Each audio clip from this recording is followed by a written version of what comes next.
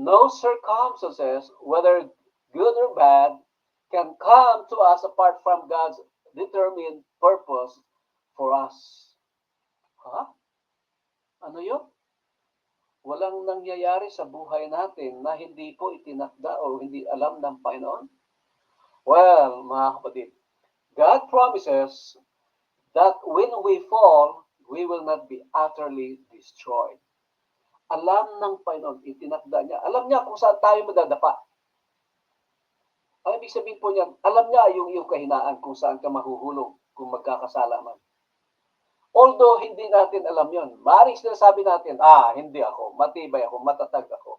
I'm a pastor, hindi ako pwedeng magkasala. But no, mga kapatid, no, alam ng Panginoon kahit na gaano tayo kalapit sa Kanya, no, madadapa at madadapa tayo mga kapatid. No? Pero kung tayo man ay madapa, sapagkat alam naman ng Panginoon yun, we will not be utterly destroyed. Ibig sabihin, hindi ho tayo pababayaan ng Panginoon